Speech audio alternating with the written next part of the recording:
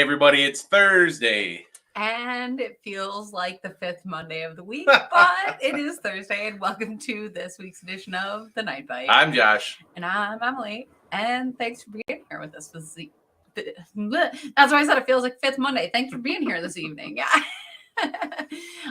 So we always like to start with a fishing report. And by golly, we are going to do that. But I normally turn to Josh, I kick it off, I let him have it. But I think, we saw really, do I call it a pattern? I was gonna say we saw a really interesting pattern this past weekend, but it maybe hopefully it wasn't a pattern. Hopefully it won't continue. We went out on Saturday and we had honestly like a pretty fabulous day. I'm not saying that we didn't have to work for fish, but we had a fabulous day and we caught great fish. On Sunday, I swear to you, the water temperature only went down 2 degrees, maybe 2 degrees, but it's like it went down 50 degrees because it was so hard to get a bite. And we got one or two. But I missed one at the end of the day, and that's it's tough on a day where you don't get a lot of bites. And so it's a crazy time of the year. You see people posting pictures, you see all these big fish being caught, and quite frankly, we did have a great day. Yeah, on Saturday we had a great day, but Sunday was a lot tougher. And looking on social media, I see people with mixed results. So depending on where you are at, let us know how fishing is for you because I'm interested. But I guess what did work this past weekend? I mean, it's the same game for the panfish. It's, the deeper structure. We haven't been, it's on our bodies of water. We haven't really been seeing the schools like out in main basins yet. We haven't really seen them like on transitions or anything. Most of our fish we were finding relating to structure. The weekend previous, we were finding stuff still, in the shallow water, I would call it, 8 to 10. Honest, yeah. There was still some fish up there. None of those fish were there anymore. They were all deep. Like you said, Sunday was a little bit tough, but I think we learned a lot. I think we got to use the AquaView, which this is the time of year when we start talking a lot about the AquaView, because even I don't care if you can tell me exactly what kind of fish are on forward-facing sonar. Camera actually attracts fish. And you can call me a liar, but try putting a camera down and you'll see fish come up to it. And so and that's all species, and I don't know what it is. I don't know if it looks weird or like it's non-threatening to them and they just want to come check it out, which makes videoing them a lot easier. We went and checked. It looked like this little weird shelf that we were like, oh, it's like a high spot, and we'll go check it out. And it ended up being like car-sized boulders. They just happened to be next to each other, and so it wasn't reading the space underneath or in between. And it was stacked full of smallmouth and bluegills.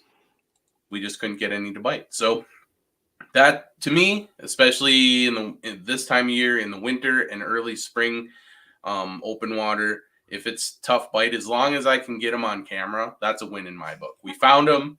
You can only try so much. It was really windy where they were happened to be. So it was just tough staying. If we could have stayed perfectly vertical, I'm sure we could have picked a couple off. But we were just moving around too much.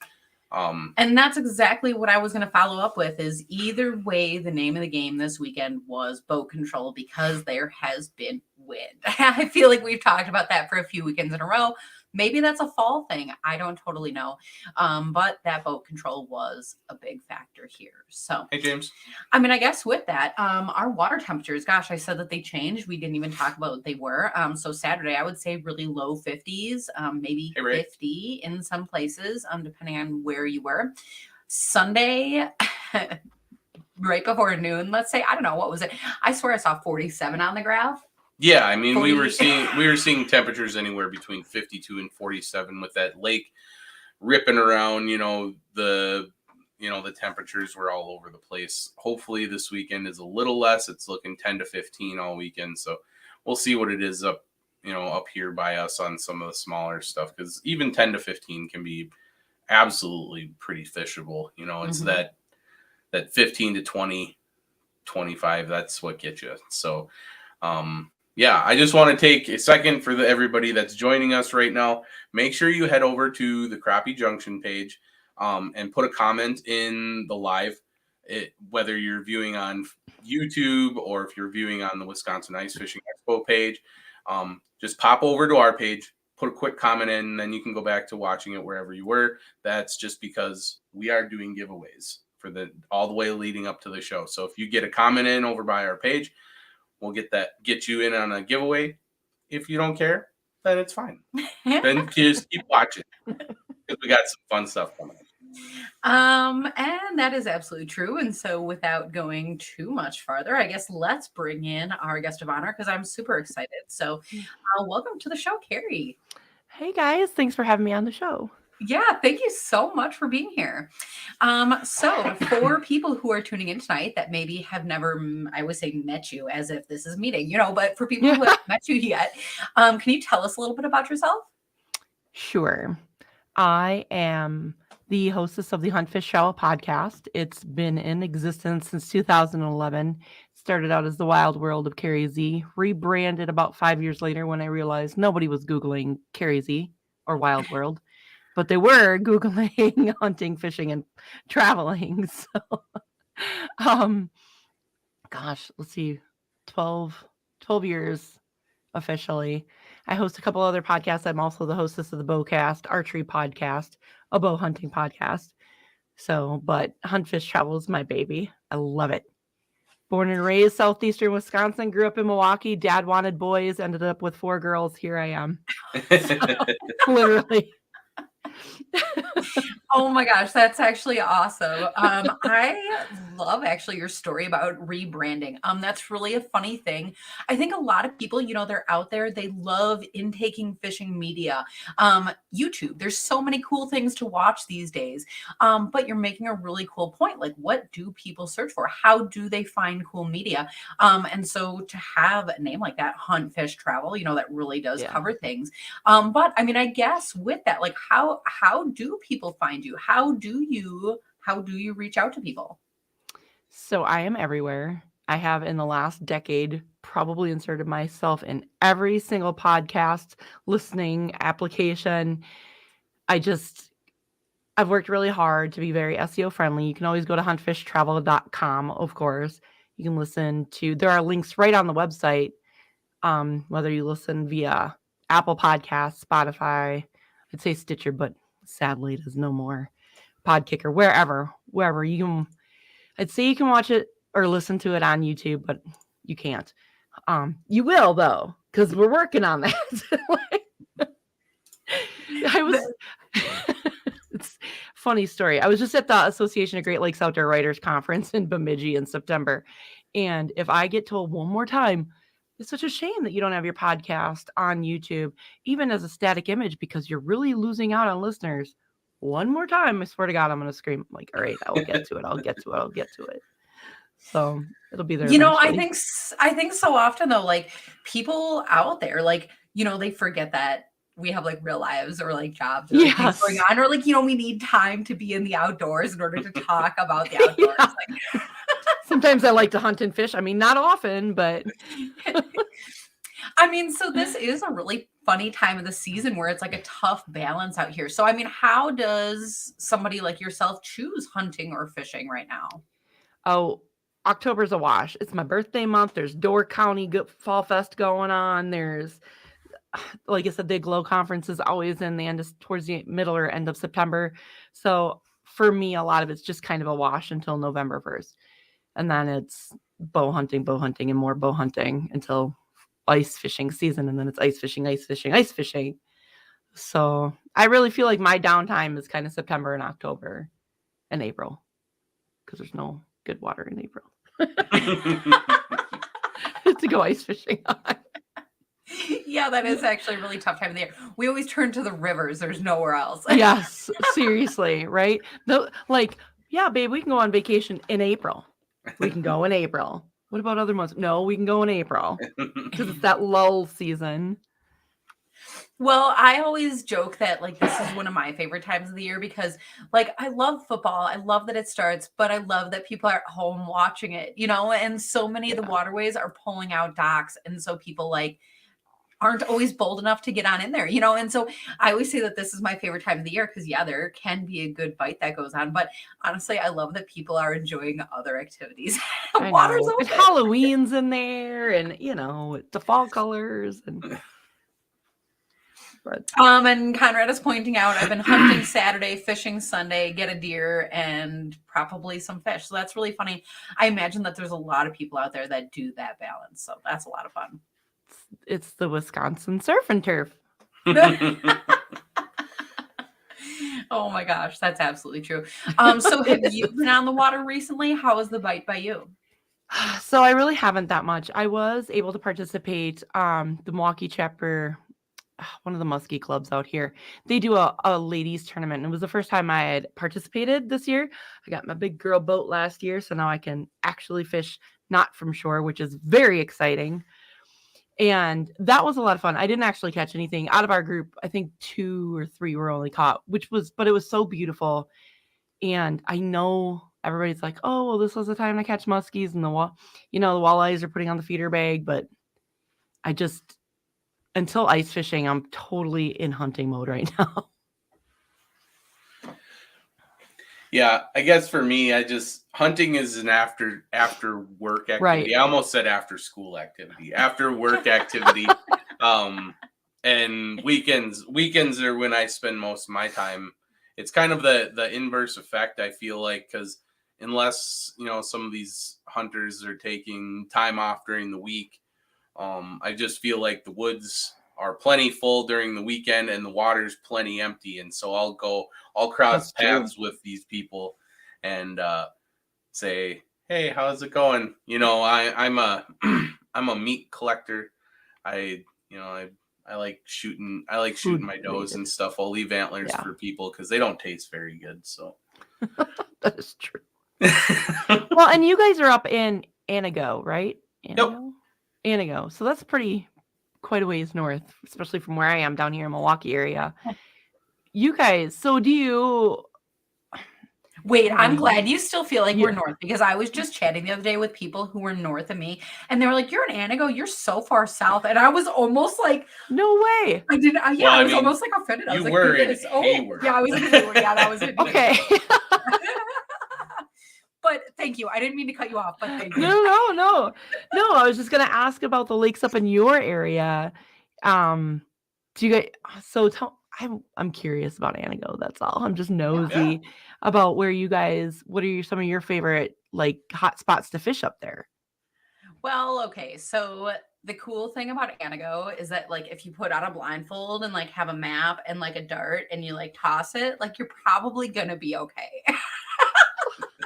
No, actually, that's not totally true because there is so much water. When you look on the map, there's so many opportunities. But one of the first things that we did was whittle that down by what has a boat ramp. And so, I think that's a really interesting thing around here is because when we were just a little bit south, we were in Clintonville, we were fishing the Wolf River. We'd go to little lakes or we'd go to the river and you see some great boat ramps. I don't know. In Shawano, they even put in Shawano, they put in the boat ramp where you can pay with your credit card. It's like the little machine thing. It makes it so easy. I'm like, oh my gosh, this is like fishing technology. This is amazing. Yep. Out here, the definition of ramp can be a lot more rustic. And so like Right. waterway that might be accessible depending on the truck that you have. Yeah. Look at Josh's I face because he appreciate hates this. He hates this because, okay, I get nervous when you have to back really far into the water. Like your truck is halfway into the lake before the boat is even floating. That makes me nervous. I also get nervous if the incline of the ramp is 90 degrees or greater. For real. And then there's a big drop on your plate. Please, God, don't let my parking brake fail me now. Yeah. Well, and I've been around boats most of my life and all of my career, and I don't know if you really have to worry too much about your vehicle till there's water coming in under the doors, because I've been in that situation too in a That's work my vehicle. father. No And way. you just have to do that sometimes, and like you know, that's just how it is. So around here, I think, you know, these accesses are pretty beautiful. I think that most of the anglers up here are fairly respectful as far as how they load their boat. You know, we only see a handful of power loaders around. If you power load, I'm sorry. I'll teach you how to do it sometime. Just reach out to me. But there's, you know, like Emily said, there's multiple handfuls of lakes around here that ranging from, you know, lakes the size of like Pelican and Saint Germain and some of those bigger, the Eagle River chain. Some of that stuff is within driving distance of Antigo, and then there's smaller stuff that's like 30 acres. That's you can fish the whole lake multiple times a day. You know, so Yeah. I think, you know, unless you're looking for something specific, if you're just out there to fish, all these lakes are wonderful. You know, That's awesome. Especially Langlade County has done a really good job at keeping everything very natural. So there's not a lot of houses. And That's awesome. Yeah. So I think if you are looking for a spot, you know, the Langlade County is a great spot to come up and just, you know, pick a spot, pick somewhere. Okay, but this is the problem, because then people are going to do that. And that's great. I'm not telling you not to. I'm not saying don't come to my area. This is not where I'm going. What I am saying, though, is once you realize where Antigo is, you're like, oh my goodness, but then I'm only like an hour from 3 Lakes. And then you're like, oh my gosh, but then I'm only an hour from Green Bay. And then you're like, oh my gosh, then I'm only an hour from like the Wisconsin River. And then it's like, so that is exactly, I think, why good water, I mean, hopefully exists everywhere, but I think especially exists here. Come on. It's not that bad. I'm going to have to disagree with you, John. I like the landings here.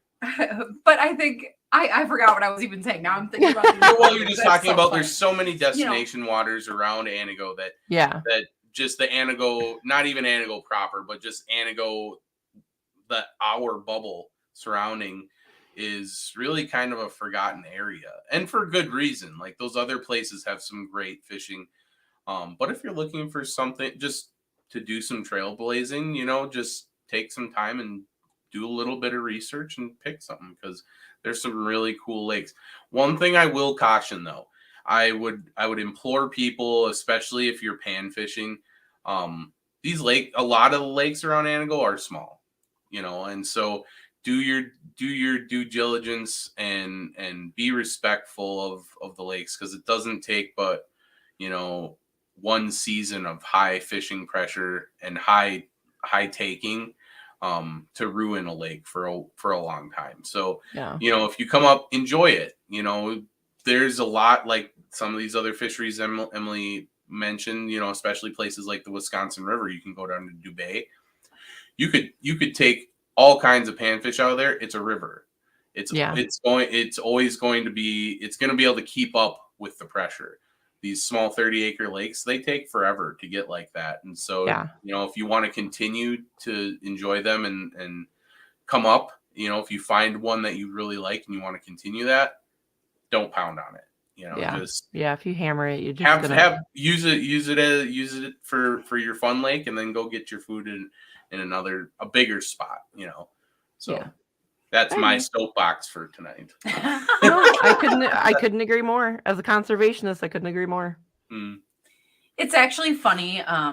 We have a few lakes around us that we'll jokingly call Fish Fry Lake. Do you want to go to Fish Fry Lake? And it's just because it doesn't matter what it's called, you know, because it just has like, you know, that size or that numbers or, you know, whatever it is about that lake that you can pull them out there. But I will also, with that being said, like take note as you're a fisherman in life or something. I guess that sounds stupid, you know, but as time goes by, this is a longevity thing.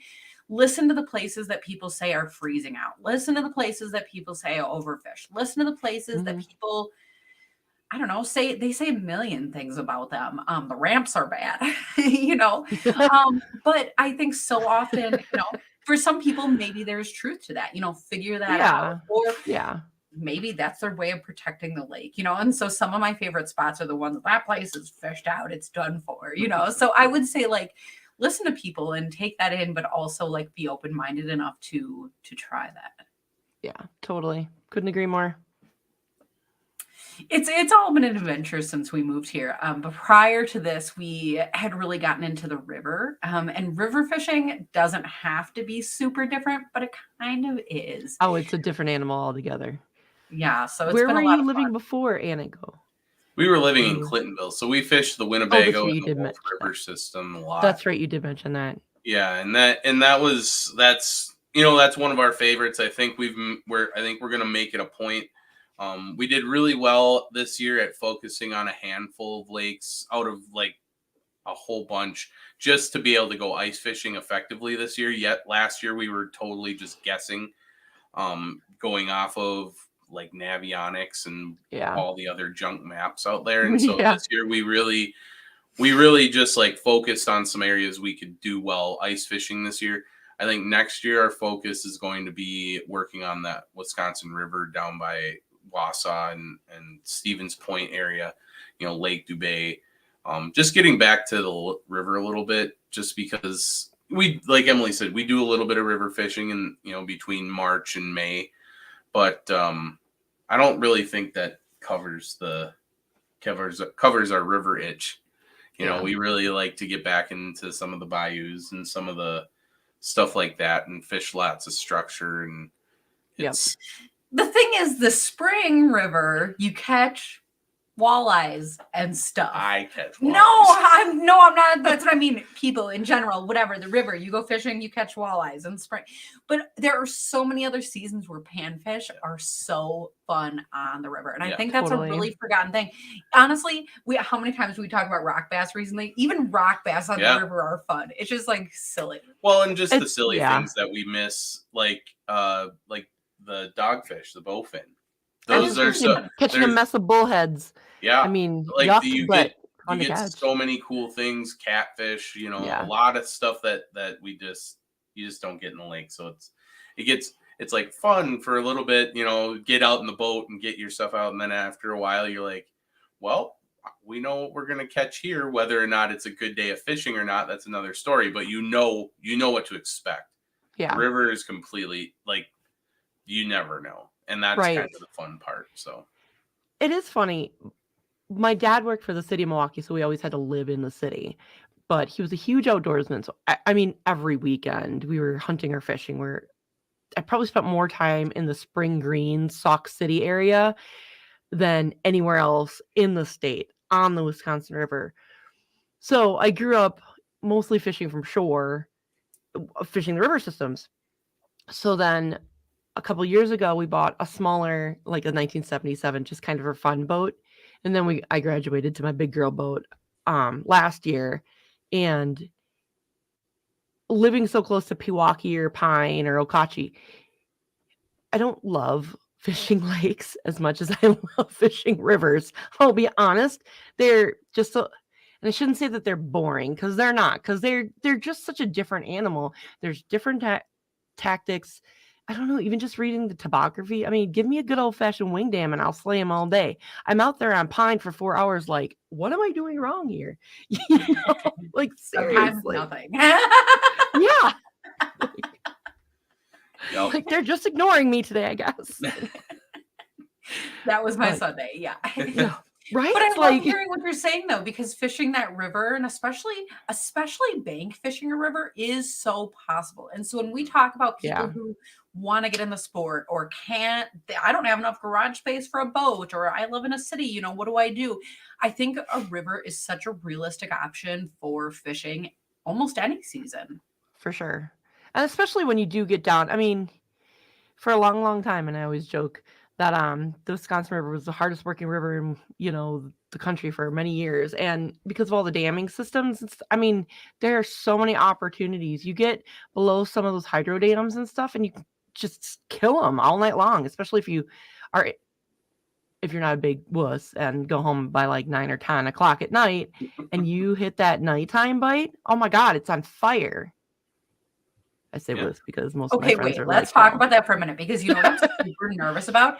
I'm super nervous of fishing places near a city, like at night, because I'm like, where can I park?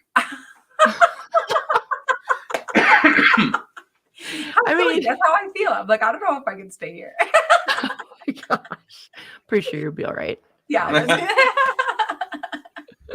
Oh And if my not, you just run after them with the big long stick in your hand, Yeah, and then right. they'll run away. I guess that's why I bring you. Yeah, I guess. That's something like I don't know what I'm gonna do, but I look scary apparently. pink hat. It's the pink cat. That's funny. Oh my gosh. So I guess not really switching gears, but you are going to be at the Wisconsin Ice Fishing Expo coming up. Is that true? I am. I used to host the Ladies Lodge at the Milwaukee Journal Sports Show many, many moons ago. And then I stopped doing the expos, and then COVID hit and everything just went to hell.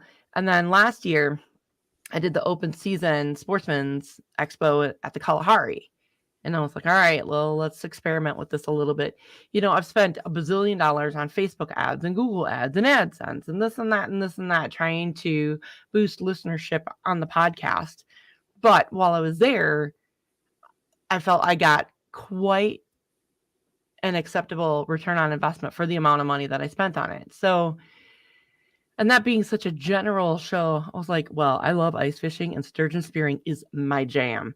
So it makes sense to have a booth at the Wisconsin Ice Fishing Expo. I mean, we're going to have so much fun. Oh my God. That's really cool. I've caught sturgeon hook and line before, but I've never been through spearing, and that always seems like such an intimidating thing to get into. But I imagine this might be the time of the year to start thinking about it if you're thinking about that, huh? It is. You have to get your license by October 31st. So, because it is a limited license allocation. But okay. And actually, I told you before this. You've never been sturgeon spearing? Well, we're usually you grew up near Winnebago, and I know. We're usually pretty busy that stretch for that weekend. I have like a office, like an office retreat. We book like a cabin up north and do like a fishing weekend with all the office workers. Okay. I work in a natural resource office, so we're all ice fisher anglers, and so we kind of have that going on. Sometimes we're working the Battle on Bago stuff. Sure. There's what's the other thing that we were I can't remember. Well, but Wisconsin it's Fishing Expo's in February. Yeah. I can't remember what So it it exactly just takes place. true. so like Yeah. we've really tried. Like honestly. Oh, the other thing I was gonna say, burbot. So that's one other thing we chased around burbot on Winnebago. I won't and even tell you how God bless our tried, friends' yeah. souls. They tried to help us. Like all of our friends were like, "Oh yeah, do this and do that. Don't tell anybody, and we'll, oh hey, they're biting." And we go out there and we just blank out, and it's totally our fault. Like I don't know, like we don't get skunked often, but Winnebago burbots, we just They can't seem to say do that muskie is the fish of 10,000 casts, and that has nothing Yeah. on a burbot. the fish of 20,000 jigs. Oh my goodness. That's crazy. Yeah. Well, it is crazy because I know that there's people out there, places in Canada, places in Minnesota, places, I don't know, I'm sure even in Wisconsin, people cannot keep them off their line. They catch them all year long, and it's like a nuisance fish. And that is cool. That's all I can say. That is cool because that's different from me. Oh my gosh. Yeah, but I mean, I guess I haven't actually gone through the whole spearing. And actually, I said I was not going to put you on the spot, so I hope I'm not doing that. No, it's okay. But did I hear in Facebook world that they are trying to do like comment collecting because they're maybe trying to change the regulations on spearing? Yeah, well, every year they're trying to. Okay. Sturgeon spear. Well, I mean, it's such a controversial subject outside of the Winnebago area. When you talk to so we've done okay. So let me back up a little bit. So Fond du Lac Area Visitors Bureau hosted the Women on Winnebago media event. I don't know, 8 years ago or something like that, and it was really successful. We had a ton of media up there, a lot of ladies, and some of the biggest feedback was oh, how inhumane and oh, how cruel and blah blah blah, and they don't understand the traditions behind it, or that the Native Americans have been doing this way before us, I think every couple of years, some sort of a conservationist lobbyist comes in and tries to change something to make it that much more difficult. And I had read that they're trying to make lake sturgeon, put them on the endangered list, which is such an interesting concept because, there weren't any in the 70s because we killed them all. The fishermen came in and they were like carp, they were a nuisance. Their spines would tear up the commercial nets. So they were just killing them, slaying them left and right and just leaving them to rot. So, and it's only because of the people Sturgeon for Tomorrow that we even have a sturgeon population. So it's really interesting that they would put them or try to put them on the endangered list when it's literally by man-made mechanism that they're even here. Do you guys know the whole story? That's a whole other topic. That's like an hour-long topic. But the story of how they brought back the lake sturgeon in Lake Winnebago is fascinating. And it's complex. And so a couple things to just piggytail on that is there's a huge initiative right now to remove man-made structures and obstructions. Fish passage is I should say aquatic organism passage. So not only fish, but anything that lives in the water. There's a huge movement to increase that because that bolsters, just the whole river ecosystem itself because populations aren't cut off from each other. Traditional populations or traditional like catching and harvesting upstream that used to occur before a dam, that stuff would be restored. And but then and in addition to that, Lake Winnebago is a really cool system in the fact that a lot of the reintroduction of lake sturgeon is happening through our genetics.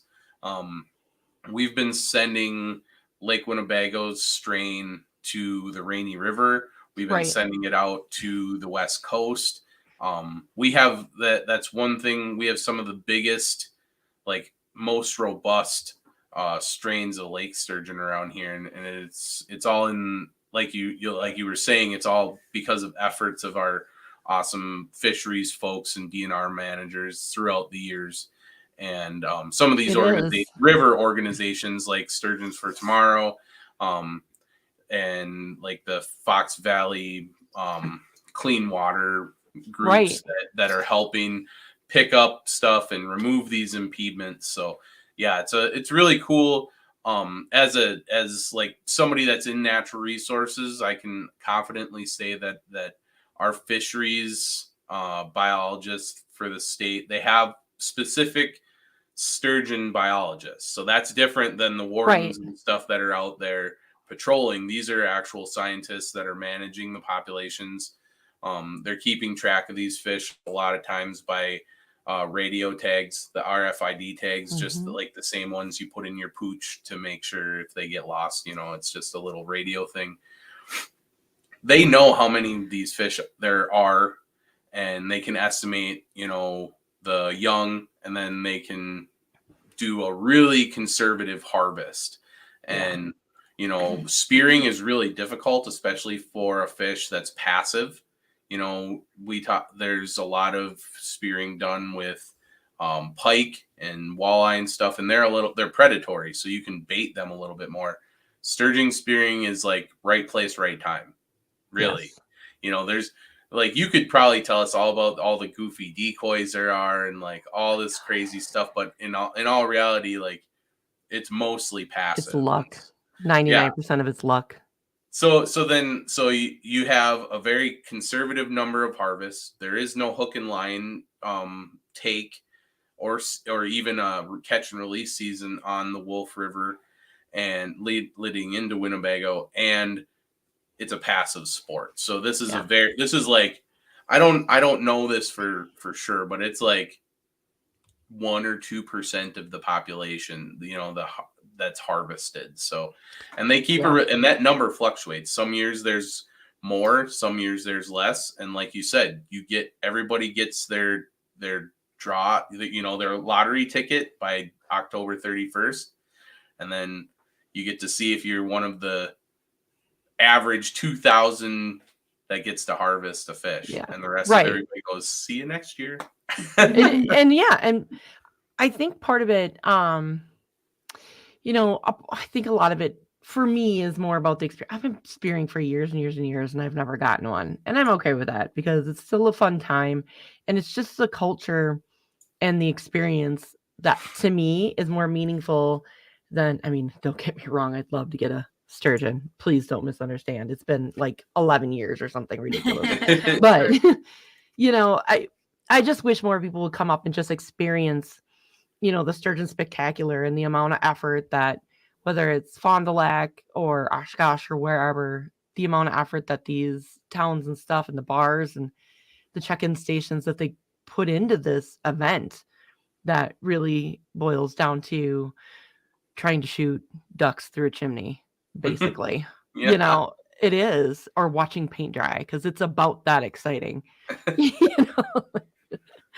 But it's But I just so love fun. exactly what you said because it's exactly what I was going to say is about the culture of it. Because even if you don't have a tag, even if you didn't even apply, even if you have zero plan of Right. anything associated, like it's so cool to see how they cut the holes. People have Yes. different methods. A lot of times it's like a chainsaw and they're sawing through ice, and that's like pretty wild to see, Yeah. or the decoys. Sometimes people use really unusual, funky things, or sometimes it's a really detailed piece of art, and each shack, first of all, in itself is built different, but then within each shack, everybody's doing things just a little bit different. And so just first of all, the knowledge there, the conversations to be had, but like you said, just the culture of hanging out and being around all of that is honestly super, super cool. A great It experience. is. It is. And if anybody listening has never seen the documentary The Frozen Chosen, or is it The Chosen Frozen? Fuck.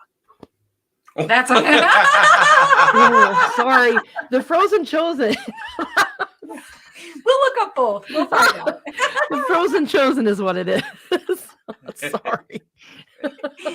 I'm like, I'm totally getting it backwards. No, it's The Frozen Chosen is a documentary about sturgeon spearing that's absolutely excellent. Yeah, that is a good one. One of my favorite parts, honestly, you reminded me, Emily, when you're talking about, some of the pieces of art, which is decoys, which we're gonna have at least one great decoy artist there, if not a few. I can't remember, but beautiful. they're gonna have those there. But one of my favorites is there's a whole community built around sturgeon spears, and just the different, people collect those and they get passed around in different circles and like traded and stuff, and they're like, they're super sought after pieces because a lot of them are one of a kind, one-offs that somebody creates. Some of them are just like repurposed farm implement, so it's, but all it has a story behind it. And a lot of times, like, you'll come across them with like pictures that are like, oh, here's like sturgeon that this one caught. And that's the other thing is, like, you might only get one sturgeon with a spear, Ever. in your whole life. So that one spear caught one sturgeon, and that's the only sturgeon that spear is ever going to see. And so that whole story, and just talking with everybody down there and talking with those groups, I've only got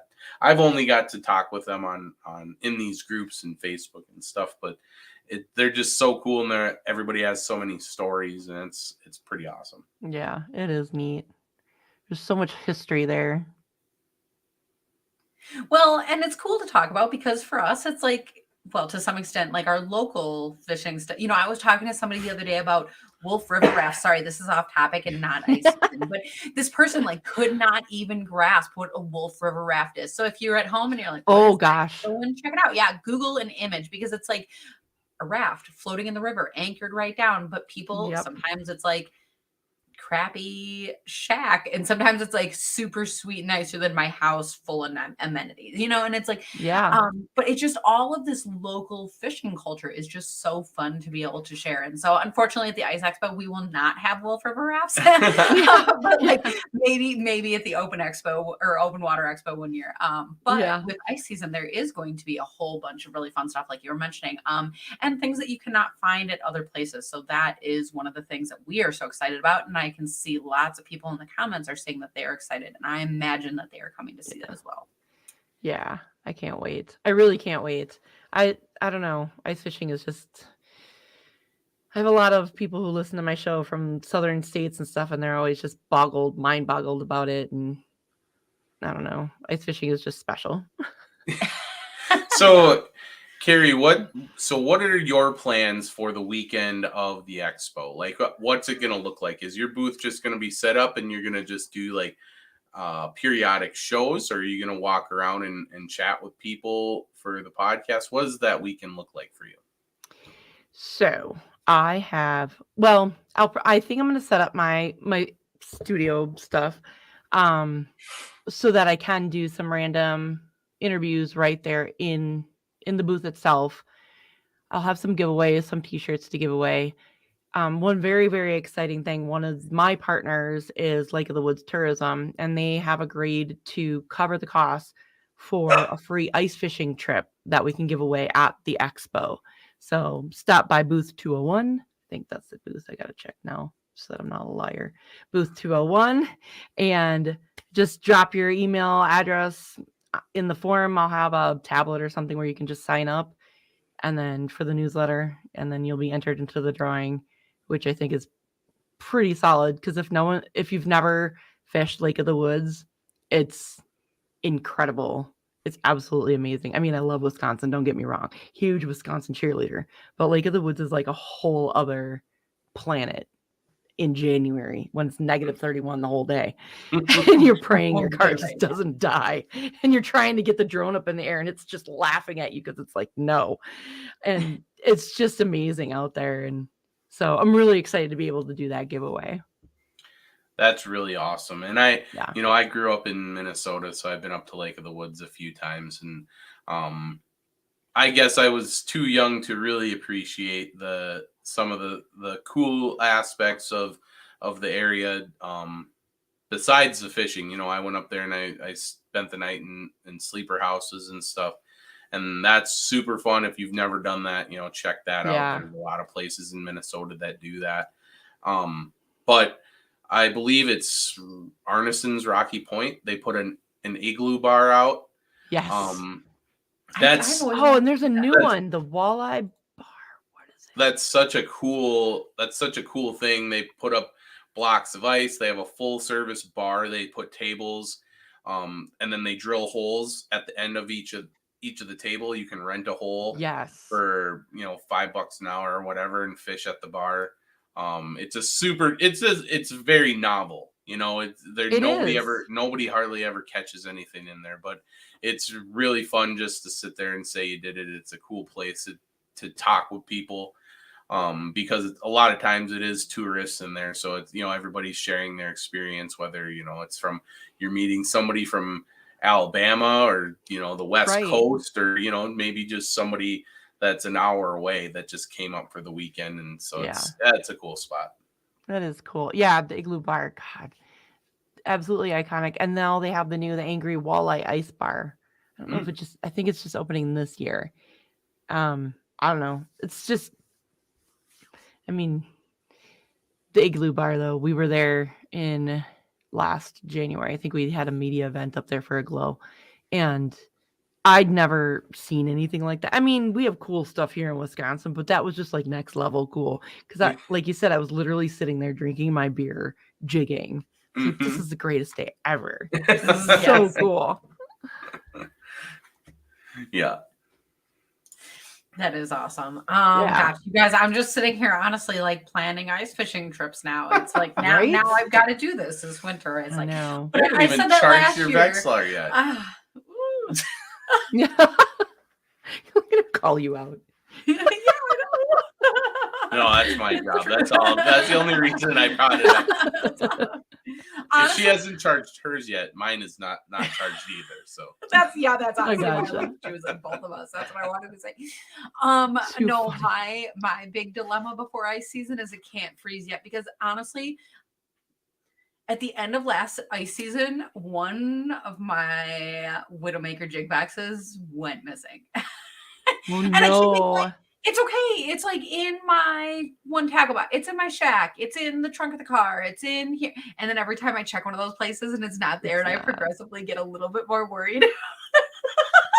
Oh I know no. it's almost like ice That's season. And my great. favorite fish box is still Yeah, gone. she's all worried because it's gone. I'm worried because now we're gonna spend the next few weeks at Ice Expos talking with Brian from Widowmaker, and it's just gonna be, oh, I'm just gonna pick up a couple. I'm just gonna pick up Yeah. every time we It's always but just it's a both of us. couple. Every time we stop at their booth, we have to grab some Yeah. from them because Piece of they're candy. awesome. Yeah. Ooh, piece of candy. That's the problem. Yeah. Fish candy. Yeah. She's like, babe, do you have any more money? Because I've spent all mine. Come on. Yeah. Oh my gosh. Yeah. through with That's ya. the problem. I know. So with this show season coming up, I guess, is there anything that you are excited to shop for or add to your winter arsenal? You know, so last year, I don't even know what expo it was at. I picked up some of those palm rods. I picked up one palm rod. I'm gonna need like 8 more. I'm gonna be honest with you. I gotta keep my eye. I can't remember who makes them. I will find them. I will sniff them out at one of these expos because those were the most badass little rods I've ever used in my life. So other than that, Akara makes a great one. oh, let me just Google that real quick. Thank you kindly. Akara. Yeah, I picked up one year because I was so insistent. I was going to love it. This was for me. I spent an entire practically year thinking about this. I was so excited to get it. And then I used it once on the ice and I was like, this is not for me. And it really? it catches fish. They're awesome. I keep it with me. This thing is great. That's why I said Akara. It's a great one. I love it. There's little spring bobbers. You can tune them a little bit if you need to. All this stuff. It's awesome. But it's so funny because I was so sure I was going to fall in love with it. I bought a pink one, all of it. And I'm like, shoot. Oh, funny. Because That's I should tell you this, because that's part of why we build rods, and especially ice rods, is because some people are out there, can I get like a 50-inch ice rod? And I'm like, what are you doing with that? How far are you from your home? And I'm like, weirdo. I want like a 12-inch. Can you maybe 14 literally inches smaller? Hit a real. Yes. And so That's I thought a palm rod would crazy. be perfect. Yeah, I don't think other than that, I'm not really in the market for anything too much. I do maybe, you mentioned Vexlar. So last year, no, 2 years ago, I forget where we were heading to, but I didn't have anything. I've never really used the Vexlar so much, right? So, and I'm pretty sure it was like 2 winters ago, I'm going to buy one. And I don't know where I was, somewhere probably Minnesota at one of the Cabela's up there, and they didn't have any in stock. So I bought the Garmin combo, hard water combination one or whatever. And I just don't love it as much as I think I would love a Vexlar. So I think this year I do want to get my hands on one. And I bought a Markham as well because I'm just stupid. And I'm like, because it doesn't even like record, and that's kind of what I wanted it for, right? So let's buy the one that doesn't record. That's super smart. So I might sell that one and buy the bigger, fancier one that records. Sure, I think those are my two. That's okay. Yeah, that's all good goals, to be honest. That's good stuff. Well, and not to just don't overlook Aquaview either. They came out with some really cool recording stuff. They have a really cool recording bank that you can plug in HDMI to, and you can put it to your phone, so you can real time record on your phone. Oh, that's from your camera. And they also have a brand new 877, which is an 8-inch screen, has the little rolly thing in the back. I think most cameras have that kind of thing now since Aquaview came out with it. But I've really enjoyed my AV 877. And they'll be at the shows. You can take a look at them. Yeah. And that's just, don't overlook it. You know, if you're in the market, you know, just compare the two and see which one you like better. The other thing is, like, with a flasher, I wouldn't go and try and find the most high end one. Go and find something that's mid tier, because I think the high end one has a lot of fine tuning functionality. Sure. And then the lower ones are just low resolution. They work awesome, and they're great to have on standby in case somebody's doesn't work, or, you know, you're bringing somebody out that has never used one. It's a lot simpler to read because it's a lot less. It's not as sharp. Right. But that middle tier, I think, is really the sweet spot. Something in the FLX 20, FLX 22 range. I think they're running about $600, $500, brand new. But I think that's really where the sweet spot is if you're new to flashers, or if you're Yeah. you're kind of you're acquainted with flashers, let's say, not new, not brand new, but you know how they work, and you want something that you're going to be able to grow with. I think I still use a 22. I have no use for the 28 or the 30, just because they're very much for people that probably guide, Sure. or Right. tournament fishers that need really fine tuning stuff, and I just don't need that kind of stuff. Well, and some people just love technology, and so that's fun. Like, Yeah, by all yeah. means, if you're a fancy graph person, like, go for it. But the point of this conversation is that, like, one of the things you said, kind of to begin with, you can get a very basic Vexlar and like go out and honestly crush fish. And I think it depends Right. on your conditions. If you're going out and you're going to do lake Yeah. trout, probably don't get a super basic model. But I mean, I guess Right. maybe. I mean, I guess depends on the water depth. But if you're depends just on, chasing all perch, those I mean, things.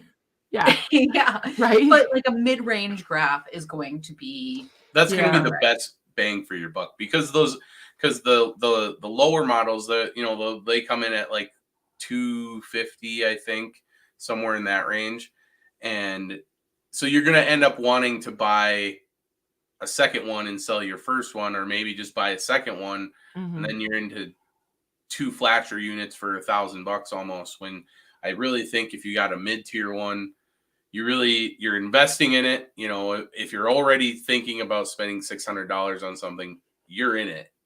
Yeah. So you might as well invest for the long haul. And I think they sell a little bit better, like as far as holding their resale value. The older ones, Yeah, for sure. you kind of get them and they tank off to a point, and then they sit there. You can get a used FL8 for $100, $120. But those FL22s and FL20s, they stay in that $400, $500 range for a while. Ours are probably old because they're beat up and they're all modified to fit on buckets. And Right. but yeah, That's fun though. I've never owned my own, but I've used friends, the Vexlars, and I don't know. I don't know what it is about the Garmin that I don't love as much. Maybe because I don't know. It's just too twitchy. So I know I think. exactly what. Do you know what I mean? Like Yeah. it's just too touchy. It's just too digital. I don't know what the deal is, but I just feel like I have had more success using the Vexlar than I have the Garmin UHC. So, or UHD, whatever it is. I don't even care. Because I'm buying a damn Vexlar this year. I mean, the nice thing though is that there is so much choice in the market. There are there's so many. options. And I mean, so many people, I mean, like, listen to this and learn from this, and, Yeah. take bits and pieces. But, what's perfect for one person might not be perfect for another, Absolutely. And that's Totally. an okay thing. So, that's why we're here, is talking about all this. Because, maybe you were like, come and use my Vexlar. You're like, I hate this thing. Mhm. Right. But maybe it is the opposite. And, it's kind of a hard thing to find that sweet spot until you've really tried them. But hopefully if you have a friend out there, that'll help. Yes, indeed. Oh, goodness. Okay. So it is getting close kind of to the end of the show here. It's amazing how fast time flew by. But I'm going to put Josh on the spot for a minute because this is the last few. Josh, he's like, oh, we're going to start doing giveaways. I'm like, oh, cool. And then I straight forgot about it. I'll go through the whole show and I won't remember a single thing about it. And then normally he'll look at me and near the end of the show, he'll be like, I'll be right back. And then he disappears. And I'm like, oh my God, what's going on? And then I hang on the edge, like everybody at home, what's going on? And honestly, so it's funny that I remembered it this time. But in case there's anybody the other joining thing us, is, it would help if we could keep this in here with our studio. no, but our cat would eat it. Would dig through it. Really? Oh, we got the Lakewood money bag full of all kinds of prizes. All right. There we go. Yeah, that green screen. They updated it, and now look at this. Around my hair, I gotta not wear a I know. ponytail. It flashes at you this whole show. I'm like, that's bad. That's gotta be going. But we do just kind of like a random giveaway every week. And Well, so, I mean, like, look at, we got like bobbers, and we got koozies, That's and fun. we got jerseys, you know, amped outdoor jerseys. We got baits, you know, all kinds of stuff in here. So mix it up for you. Don't look. then pick one out. No, No, you already go. mixed it. Oh, I hate being the picker. Come on, Vanna. If I grab like more than one thing, does that count? No. Whoa. Oh, no. Yeah, this is all gonna. Okay, this is kind of a conglomerate of stuff, but this is all gonna be perfect. All right. So we do have a pack of baits, one pack here, and so that's kind of a summer thing. So that can just be a bonus, which is kind of funny. But we do have actually 2 packs of ice bobbers. Charlie Ooh. Brewer sliders. Yeah, Or we no, can't see Mr. that. Crappie. Oh, the Mr. Strike Crappie King. Slabalicious. Nice. That's We do awesome. have actually a Diggin' Anchors hat, so that's actually pretty funny. We talk about. Why is it doing that? Yeah, I like know that. our. Ice We Buster can't see bobbers. that. Oh yeah, the Diggin' Anchor. We talk about our Diggin' That's Anchor. awesome. Love So Diggin' it's. I Anchors. know it's not really an ice fishing thing, but we love our Diggin' Anchor. They're and so awesome. that's going to be. I don't know. I love Diggin' Anchors. That hat's great. But some little. What do they call these? Mini mites. Yeah. I don't know Fan that favorite. it came in the hat. It fell out of the hat. So that is a nice little bridge with the ice bobbers to get you some open water and some ice fishing stuff. Kind of a funny little conglomerate of things here, but that's part of what happens in the treasure chest is you never know what's going to Money pop bag. out. Money bag. Money bag. Treasure chest goes in the live well. I know. I'm just. You're right. You're right. You're right. You're right. Right. You're right. You guys are cracking me up. But for anybody at home, because anybody is still eligible to win. If you Yeah. have put a comment into the comments, then you're eligible. Well, they have to be in the comments on our page. So I was having trouble with this last week. And I did end up getting everybody in from last week. And we did do a drawing. But if you want to be in on this little prize pack, Emily handfulled out of our bag, then just head over to the Crappie Junction page, put a comment in, and then you'll be included on the drawing. If you don't, if you don't really care, no worries. And Then we'll all see you right. next week, because you never know. Remember we said we couldn't keep this bag in here? Yeah, look, Yeah. he's like, I want to take that bag. Oh Hilarious. my goodness. But this has been really a great time. And Carrie, thank you so much for being here with us this evening. Thank you so much for having me on. This has been a lot of fun. I'm looking forward to meeting you guys in person and totally rocking the expo. Yeah. December. Oh wait. What is it? One more question. Tom is asking if the expo is going to have an ice fishing trout pond like Minnesota. There I don't think is so. going to be a trout pond, right? Yeah, it's But I gonna don't But honestly where? know with ice fishing. We will Yeah. work on that for Yeah. years, but that's like honestly pretty tough to make happen. I'm So- not sure if it's an ice fishing, but there's going to be a trout pond. It's out by the Ice Junkies kids zone. Perfect. That's going to be a super cool thing. They've been planning their butts off trying to make that awesome. So I can't wait to see what they come up with that, because we're super blessed to have those guys on board with us and helping out. So. And if anybody has more comments or anything about this show or the expo, feel free to leave those in the comments, because we will still read them and we will still get to them. So, Tom, you got that last one in perfect timing, right as we were saying goodbye. Because, Carrie, we were saying thank you for being here. And I do still mean that, because it was a lot of fun. And you said that you are excited to meet in person, and we totally are too. Yeah. It'll be a lot of fun. I think the expo is going to be just a really good time. Yeah. And we'll have to get you up here ice fishing in Anago. Hey, you let me know. Yeah. Awesome. And to the people at home, thank you guys for being here as well, because that is always a big part of the fun.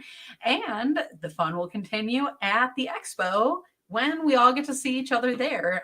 So December 8th through 10th in Oshkosh, Wisconsin. And hopefully we see you next time on The Night Bite. Night, everybody. Bye.